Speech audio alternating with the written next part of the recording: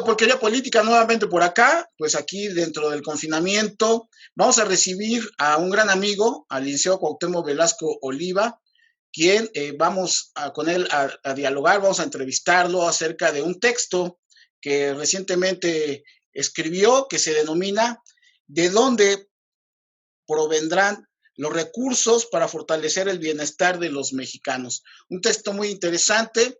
El licenciado Cuauhtémoc Velasco Oliva es egresado de la UNAM, de la gloriosa UNAM, de la Facultad de Economía, 2 veces diputado federal, 2 veces diputado local aquí en la Asamblea Legislativa, y es el actual presidente de una asociación civil, que ahorita nos dirá el licenciado Cuauhtémoc cómo se denomina. Y pues bienvenido, estimado Cuau. Encantado, Mau, de que me hagas esta entrevista sobre este texto que me parece que traza algunas coordenadas muy importantes. Entonces, actualmente estás desempeñándote como presidente de una asociación civil que se denomina Voces Ciudadanas. Okay. Es con lo que en este momento estoy trabajando. He sacado por ahí un par de boletines que te he hecho llegar. Y en general, pues estoy alimentando la discusión en torno a la nueva normalidad y a las perspectivas del país, en este caso en particular, en lo que tiene que ver con el Tratado de Libre Comercio, o mejor dicho, el TECMEC, ¿no? Como ahora se denomina. Ok, perfecto. Si te parece bien, entremos en materia porque creo que vale la pena exprimirte intelectualmente con todo este tema de carácter económico. Y dinos, en este sentido de la nueva normalidad, haces una reflexión muy interesante en tu texto respecto a, bueno, de dónde van a salir los recursos, el presupuesto, pues para atender la situación social aquí en el país, ¿no? Mira, es una cuestión económica muy importante, porque ha habido toda una discusión en torno a que si el PIB es significativo o si lo que hace falta es el desarrollo. Y en resumidas cuentas, lo que tú requieres es tener un excedente económico para que esos recursos, pues tú los puedas aplicar a una cosa o a otra. En este caso en particular estamos hablando del bienestar de los mexicanos. Si tú no tienes una generación de excedente, pues no vas a poder disponer de recursos. Entonces es muy importante saber como país de dónde los vamos a obtener. En primera instancia, en uno de los apartados del texto, señalas que Alfonso Romo había hecho una serie de predicciones y fundamentalmente se habla del sector energético donde se le apostaba de manera importante y haces pues una reflexión respecto a la situación de Pemex y la parte de la Comisión Federal de Electricidad, ¿no? Así es. Romo mencionó que era el sector energético y la construcción. Entonces, en primer lugar, pues hago un análisis de lo que tiene que ver con el sector energético, porque sabemos que Pemex tuvo que reducir su producción dado el acuerdo que se estableció con la OPEP, donde se determinó que México tendría que bajar 100,000 barriles diarios. Digo, hubo un arreglo con Estados Unidos porque la cuota era mayor, pero para efectos del análisis simplemente vamos a mencionar la reducción de 100,000 barriles. Y esto significó que su plataforma de producción para el resto del año quedara en 1.7 millones de barriles. Originalmente, pues era evidentemente mayor. Entonces hubo una caída en la producción petrolera, pero también hubo problemas, recordaremos o recordarán, que hace 2 o 3 meses se presentó un problema bastante serio con los excedentes petroleros, que llevó a que el precio del petróleo cayera brutalmente, inclusive llegó a ser negativo. Y consecuentemente, pues esto significa disminución de ingresos. Lo curioso es que Pemex se vio obligado a reducir aquellos campos petroleros que no pues, le resultaban rentables. Y lo que se esperaba era que hubiera un deterioro tal que el gobierno tuviera que acudir en auxilio de Pemex, inyectándole recursos. Sin embargo, si nosotros revisamos lo que pasó en el primer trimestre del año, pues sucede que Pemex sigue siendo la fuente de recursos fiscales más importante para el país. Le aportó al erario público 177,000 millones de pesos. Entonces, por lo pronto, digamos que Pemex ha logrado sobrellevar las cosas. Ahora, ¿significa esto que Pemex no tiene mermas? No, sí tiene mermas, digo, disminuyeron también sus ingresos con la cuestión de la pandemia, se redujo la movilidad y obviamente que dejó de vender gasolinas y en general turbocina, etcétera, ¿no? Y tuvo una merma de sus ingresos, que si consideramos todos los petrolíferos fue de 133,000 millones de pesos. Ahora, con esto ya Pemex sale adelante, pues lamentablemente no, porque Pemex ha venido arrastrando una situación muy difícil. La última cifra que yo lo localicé fue de septiembre del año pasado, con pérdidas de 23,000 millones de dólares, y el endeudamiento, pues es un endeudamiento superior a los 100,000 millones de dólares. Y además, Pemex arrastra una problemática de pasivos laborales, de excesiva burocracia, de prácticas suntuarias de carácter financiero, es decir, no hay una restricción administrativa, una austeridad que le permita a la empresa disponer de mayores recursos. O sea, tiene una situación, tiene vicios que se vienen arrastrando y que no se corrigen. Y también tiene dificultades para tener una operación sustentable. Tú recordarás que en el escrito, pues yo menciono, por un lado, a David Shields, que es un especialista en cuestiones petroleras, que menciona lo primero que dije, y a Fluvio Ruiz, que hace una serie de recomendaciones para que Pemex pueda tener sustentabilidad en su operación. Y esto significa pues una revisión íntegra de todo lo que tiene que ver con el manejo, con la administración, con el desenvolvimiento de Pemex. ¿Qué es lo que quiero decir? No, continúa, perdón. Que a final de cuentas Pemex se encuentra en una situación pues, casi de insolvencia. Y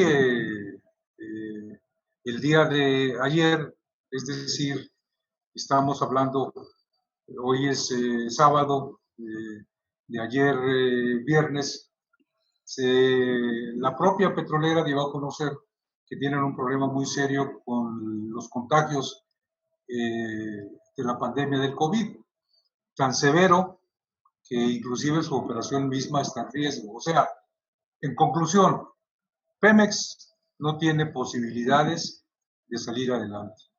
Digo, al menos en el corto plazo, y esto pues es un dato que tenemos que tener en cuenta. Luego, también en Comisión Federal de Electricidad, o sea, en el sistema eléctrico, pues las cosas no van del todo bien. Hay contradicciones entre el servicio público y el mercado, de acuerdo con la nueva administración. Hay problemas en torno a las prioridades, el despacho de la energía eléctrica, el SENACE, que es el que maneja esta parte, tienen la política de ir dando preferencia a las energías más baratas que le venden a la Comisión Federal. Y esto hace que los privados pues tengan una ventaja porque operan a menores costos. El tercer factor que problematiza el sistema eléctrico nacional es el bajo costo del porteo, o sea, de la transmisión. Comisión Federal firmó contratos con una serie de empresas a las cuales les cobra muy poco por transmitir la energía. Ellos no tienen redes de transmisión de electricidad. Quien las tiene es Comisión Federal de Electricidad. Y esto le representa a Comisión Federal una carga financiera muy fuerte, porque tiene una serie de problemas que conlleva con el respaldo, la regulación, el manejo secundario, etcétera, etcétera, pero que no viene el caso entrar en detalles, ¿sí? Simplemente lo que estoy diciendo es que hay toda esta problemática. Y esto llevó a que la Secretaría de Energía recientemente pues, emitiera un decreto mediante el cual se modifican las cosas para que Comisión Federal no esté soportando estos costos y se privilegia su operación. Consecuentemente, pues esto ha generado toda una problemática con los privados, con quienes producen las energías renovables, y Pemex Comisión Federal, pues está ahorita en esta problemática. En conclusión, a lo que ya dije de Pemex se agrega esto de Comisión Federal de Electricidad y consecuentemente pues no vemos que realmente el sector energético se pueda constituir en un pivote de la economía nacional. En el escrito yo señalo también que si Romo pensó que en esta consideración estaban incluidos los privados petroleros y los que también trabajan con Comisión Federal de Electricidad, pues hemos visto que no, que las puertas no están abiertas para ellos. Entonces, esto fortalece esta conclusión, ¿no? No hay condiciones, no se advierten condiciones para que el país pueda tener un punto de apoyo significativo en el sector energético nacional. Si te parece bien, hacemos un alto breve para puntualizar en esta parte. Te quiero hacer dos preguntas al respecto. La primera, tú con tu experiencia como diputado federal y como diputado local, sabemos que los presupuestos a veces en su análisis ya en las bancadas, pues sí tienen su sesgo de carácter ideológico, porque pues obviamente cada quien visualiza las realidades de acuerdo a la formación ideológica en los partidos políticos o a la propia. En este caso, el presidente López Obrador a este sector energético, con las dos vertientes, tanto de petróleo como la parte de la electricidad, le ha dado una carga ideológica muy fuerte. Es decir, para él el poder hacer nuevamente la reconquista petrolera y la parte eléctrica significa esta parte ideológica que pues obviamente con lo que estamos viendo hay muchos analistas que coinciden que no va a dar. La primera pregunta sería, estimado Cuau, ¿por qué entonces esta parte ideológica le está ganando al presidente? Parecía ser que el corazón le gana a la razón y pues desde luego que esto nos podría llevar a un clima presupuestal muy complicado. Esa sería la primera pregunta. Y la segunda, tuve la fortuna de estar en un webinar en donde el director máximo del Banco BBVA en México entrevistó a dos de las grandes, de la gente que se dedica de estas empresas, de las dictaminadoras en cuanto a la parte financiera de los países que pues dan en este momento la acreditación o no. Y ellos hacían exactamente la misma reflexión, sin embargo, al final señalaron que, bueno, sí, esta parte energética sí está complicada, pero que no le veían que pudiera salirse el país del marco de referencia de un gasto excesivo, porque hasta el momento sí han mostrado el gobierno el control financiero y que no han tenido excesos y que pues ellos verían que esta parte energética realmente no va a desbordarse en el manejo del presupuesto. Serían las dos preguntas. Bueno, en el caso de la parte ideológica, es claro que el presidente tiene el antecedente histórico del papel que ha desempeñado tanto Pemex como Comisión Federal en el desenvolvimiento del país, papel que vino a menos en lo que él ha denominado pues, la etapa neoliberal.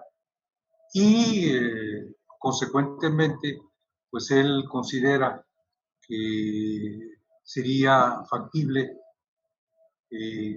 rehabilitar tanto a Pemex como a Comisión Federal para que desempeñen ese mismo papel en las circunstancias actuales.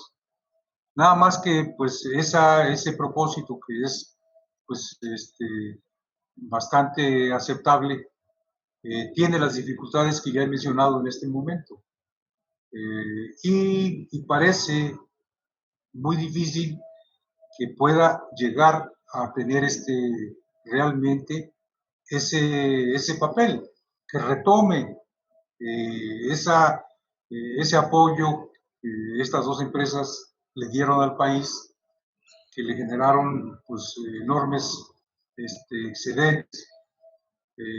Pemex todavía, ya mencioné la cifra, sigue siendo el principal aportante de impuestos para el erario público y antes obviamente que lo era más.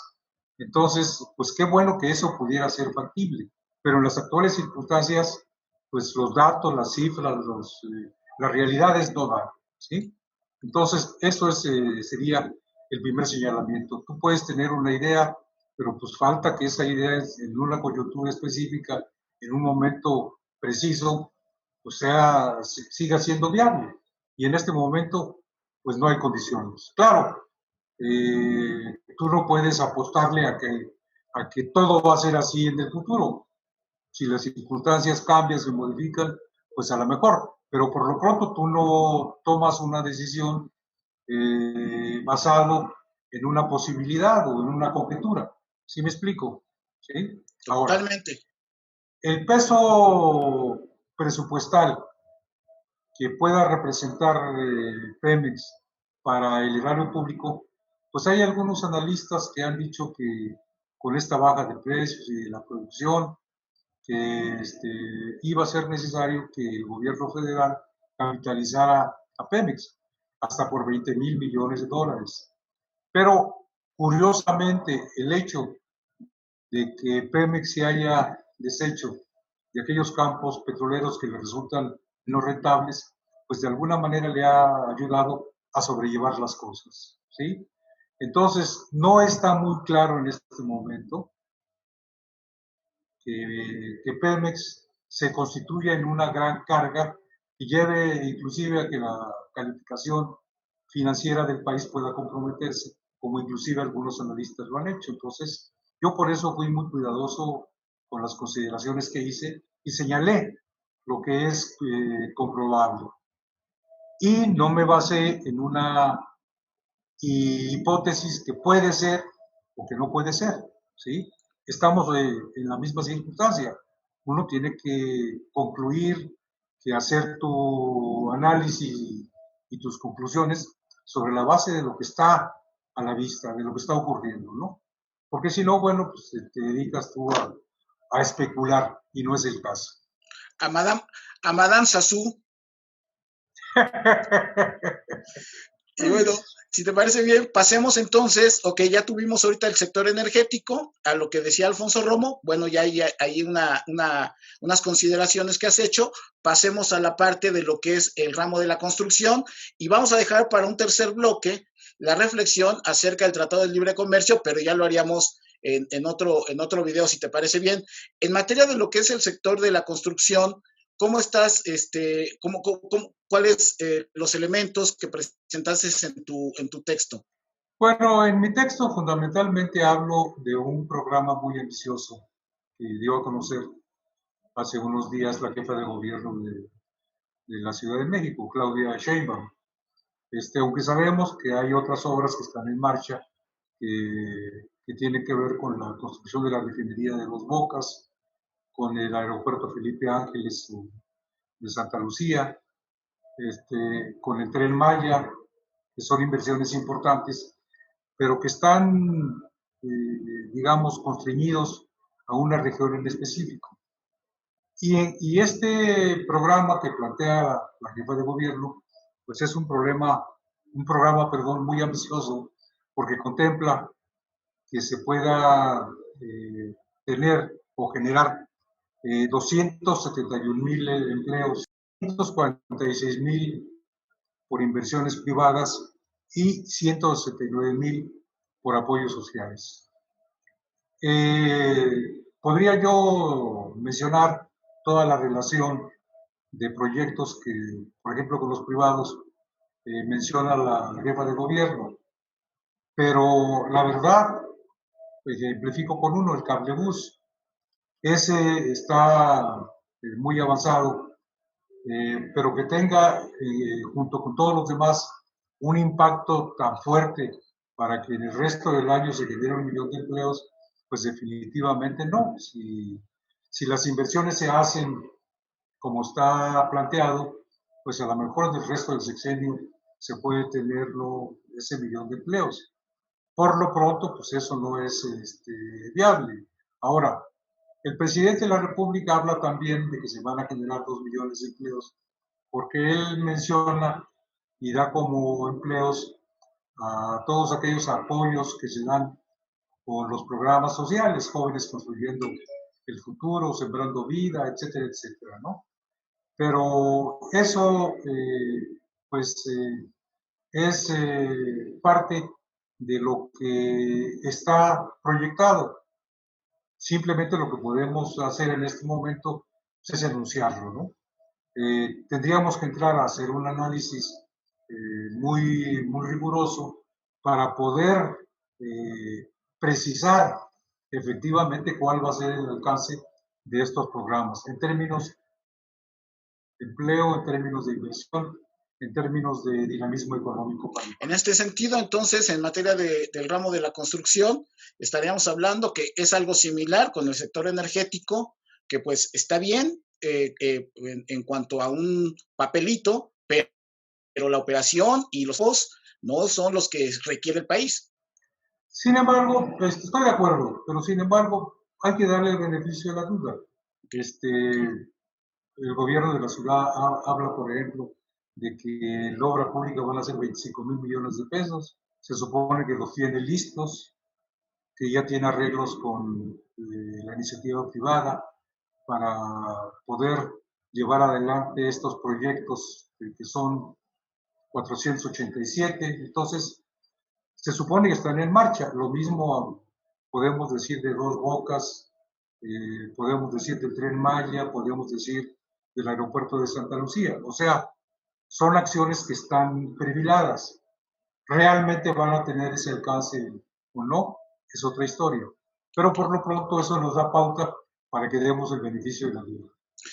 Nada más para una pregunta como economista, esta confusión que el presidente nos quiere llevar respecto a que un programa social se convierte en un empleo, desde el punto de vista económico, serio, pues un empleo no es un programa social. Definitivamente, porque, por ejemplo, una ayuda social, una beca, pues no paga impuestos.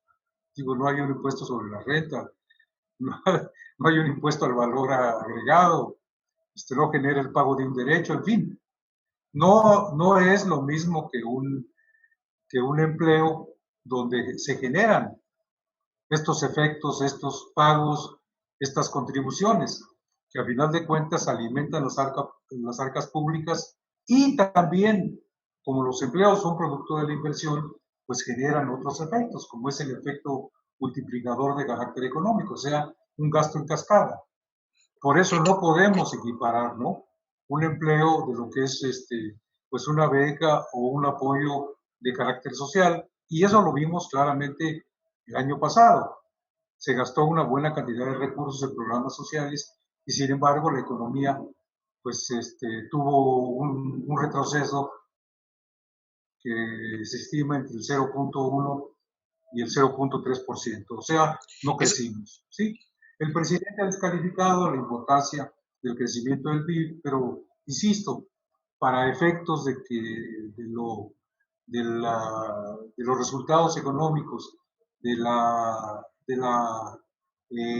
que se genera, pues tenemos que tener muy claro cuáles son las implicaciones económicas de una cosa y de la otra. Es que esto es muy importante, estimado Cuauhtémoc, porque le está apostando, y lo ha dicho, que con base en los apoyos que están dando ahorita, pues la economía va a resurgir por obra y magia prácticamente del Espíritu Santo, porque pues, se va a dinamizar la economía local y todo esto, y pues es algo que es una afirmación pues muy temeraria de acuerdo a datos, como lo señalas, del año pasado. Y bueno, si te parece bien, en este último segmento de este video, en cuanto al TLC también señalas en tu texto que tendría algún tipo de contribuciones, ¿no? Y luego ya haces las conclusiones. Si nos pudieras ahondar en la información, porque ya hablamos del sector energético, de la parte de la construcción y también esta parte bueno, del TEMEC y las conclusiones. Bueno, en el caso del Tratado de Libre Comercio, o TECMEC, como ahora se conoce, pues se han generado grandes expectativas, ha habido mucho júbilo, digamos, como coloquialmente se dice, que se han echado las campanas a vuelo. Pero tenemos que tomar en cuenta otra vez lo que son las crudas realidades, ¿no? Y hacer una valoración que sea lo más objetiva posible. Por ejemplo, se han adoptado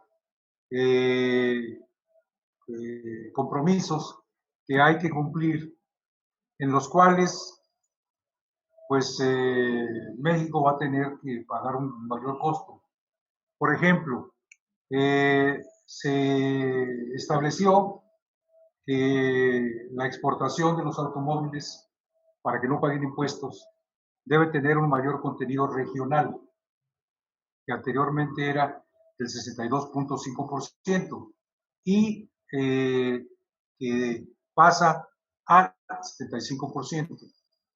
Entonces, ahí hay un costo para el país, es decir, ya no vamos a disponer del mismo recurso que se disponía anteriormente, o de los efectos favorables, ¿sí? Porque las exigencias van a ser mayores, ¿sí? Entonces, este es uno de los aspectos importantes. Otro tiene que ver también con que se adquirieron compromisos para que en México no se acepte la fuerza, la mano de obra infantil o juvenil. Y en 2017, según la Secretaría del Trabajo, había más de 700,000 entre jóvenes y niños que desarrollaban alguna tarea laboral. Consecuentemente, esto ya no se va a permitir, ¿sí?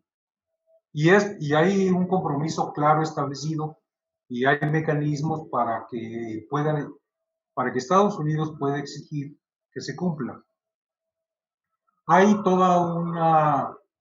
también un listado de carácter ambiental, de manera tal que nuestro país realmente garantice con sus acciones que haya una buena calidad del aire. Y se establecieron también programas muy específicos para que estas medidas se lleven a cabo, se tomen todas las acciones que sean necesarias para garantizar esto. Que también sería muy prolijo entrar al detalle, pero simplemente lo subrayo porque entre lo que es la parte laboral y lo que tiene que ver con la parte ambiental, pues hay todo un reto por delante para nuestro país. Y se han establecido mecanismos para que cuando no se cumpla, bueno, pues se puedan presentar las demandas correspondientes y se puedan llevar a cabo controversias. Controversias para las cuales Estados Unidos se ha preparado muy bien. Ya crearon los consejos que van a participar en estas controversias por la parte norteamericana. Y están escogiendo a las mejores gentes, a quienes tienen una gran trayectoria y pueden realmente participar de manera tal que se obtengan los mejores resultados, ¿sí? Y no se ve que nuestro país esté haciendo lo mismo cuando de entrada, pues la desventaja la tenemos nosotros, ¿sí? Porque en la parte laboral, bueno, pues ya mencioné que tenemos la obligación de que no se utilice y que hay una gran cantidad de niños y de jóvenes que participan en la actividad productiva, ¿sí?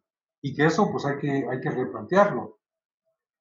También se establecieron normas para que los sindicatos se democraticen, para que no haya los controles sindicales que han prevalecido en la vida del país y que han llevado, pues, a que se cree una situación de control laboral, ¿sí? Entonces, esto tendrá que modificarse también.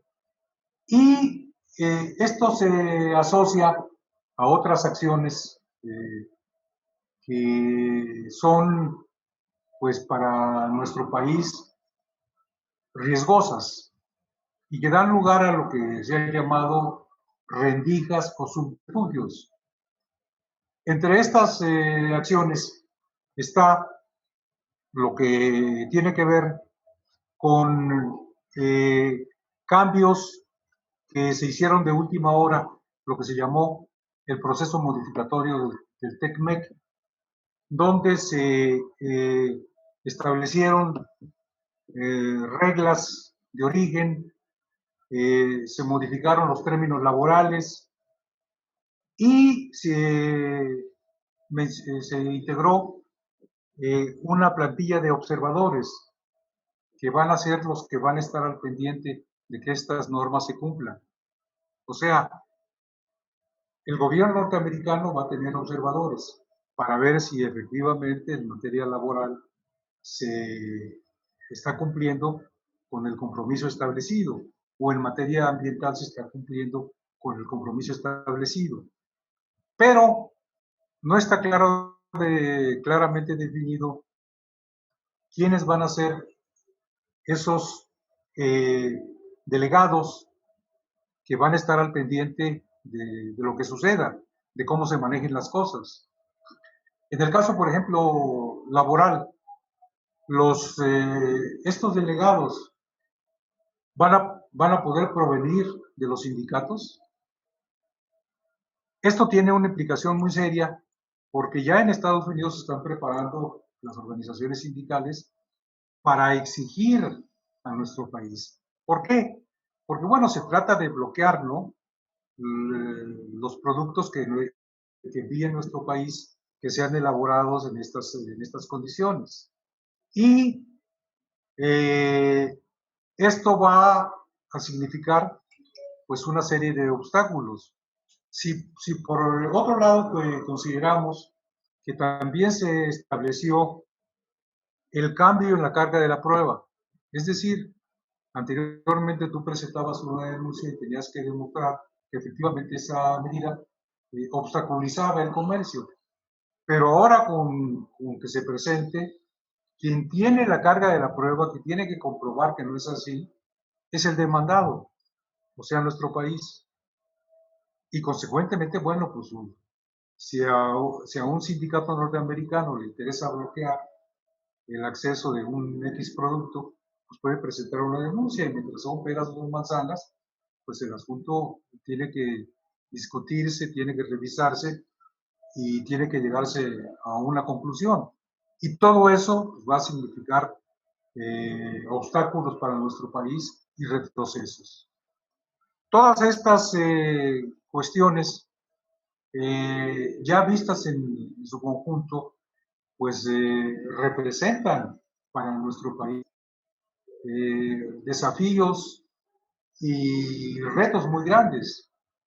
Ellos están preparando muy bien como ya lo he mencionado, pero nuestro país, por ejemplo, su representación para este efecto del tratado, pues está muy raquítica. ¿Por qué? Por razones presupuestales.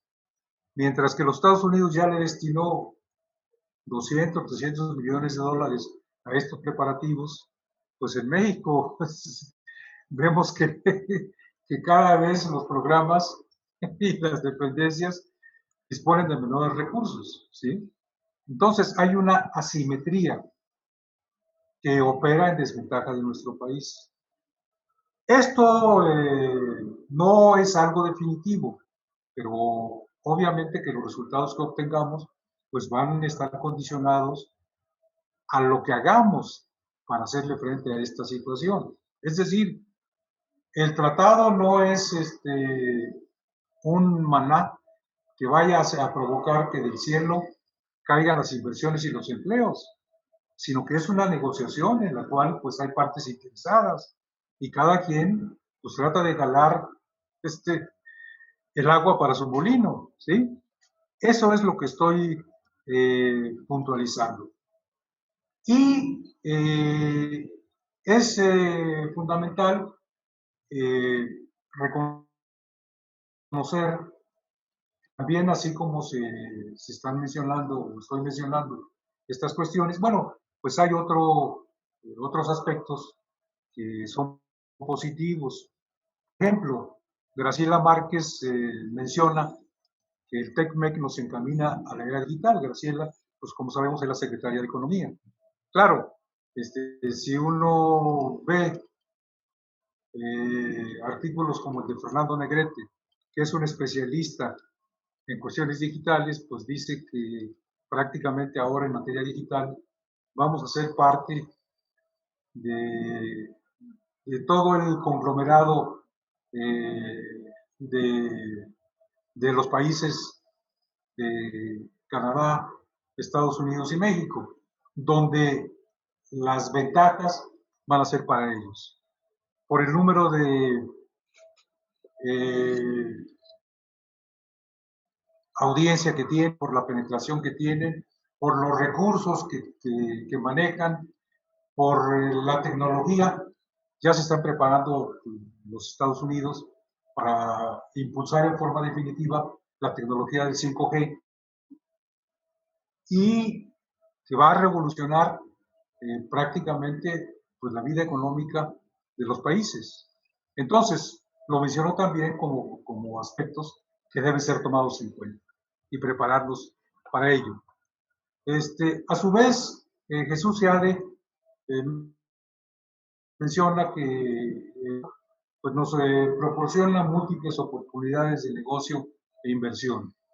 Pero también, bueno, en lo que se refiere a la inversión, pues recordemos que un grupo de empresarios del sector energético le mandaron una carta al presidente Trump donde dicen pues que sus inversiones están sujetas a restricciones y que piden su intervención para que no las haya y para que se respeten los términos en que originalmente fueron acordados o de acuerdo con el marco legal que había en el momento en que fueron aprobados, ¿sí? Entonces, también aquí en este aspecto, pues volvemos a ver que hay cuestiones que hay que cuidar o asuntos que hay que resolver.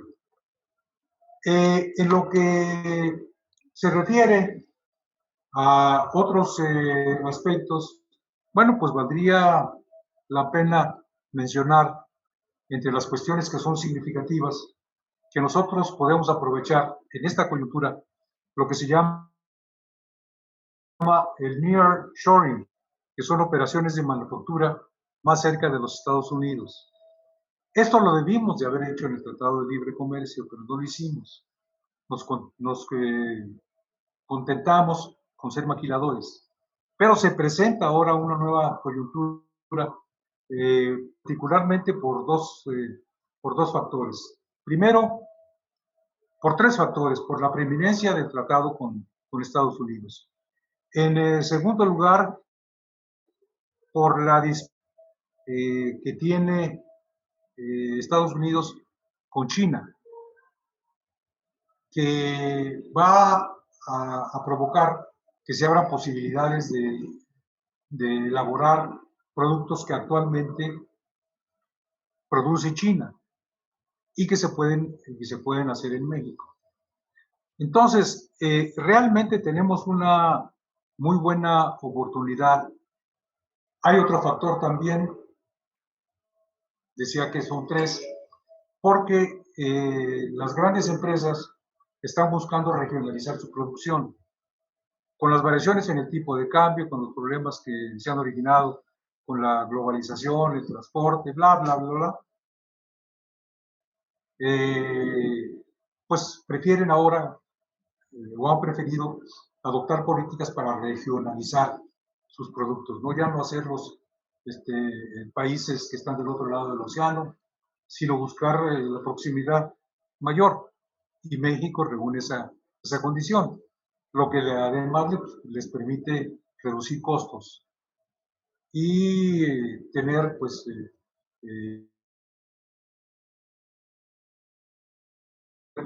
el problema de las distancias, ¿sí?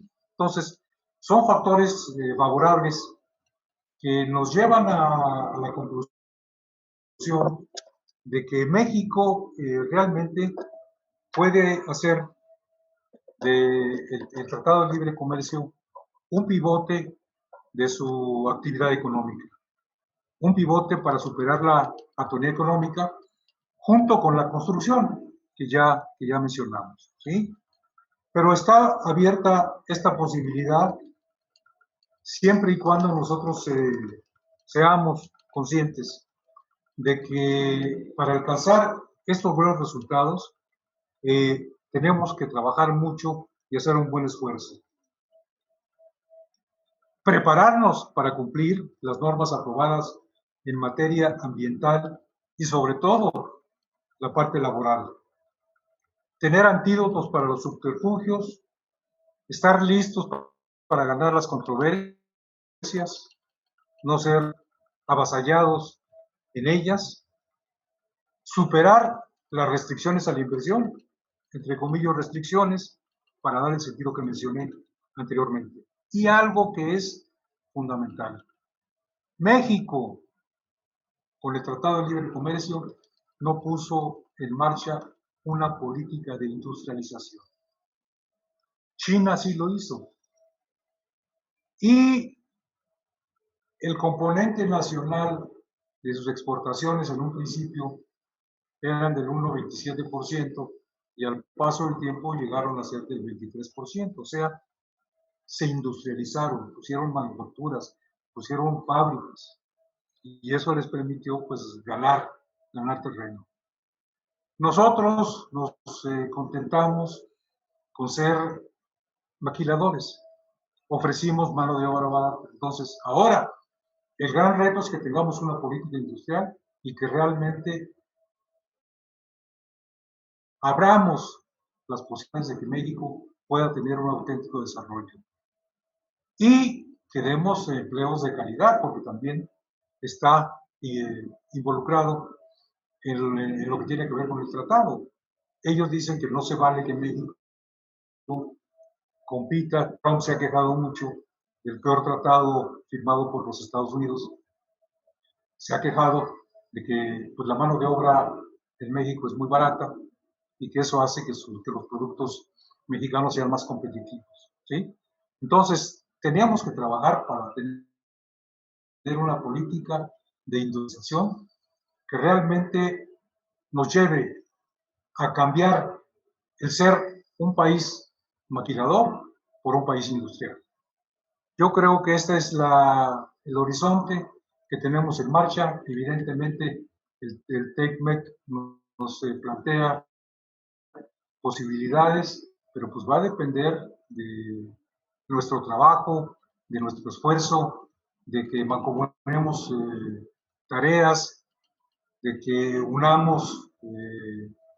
nos unamos en los diferentes sectores de la economía nacional para realmente impulsar todas estas acciones en forma exitosa. Pues, estimado Cuau, la verdad es que ha sido una excelente exposición acerca de este texto de parte tuyo denominado de dónde provendrán los recursos para fortalecer el bienestar de los mexicanos.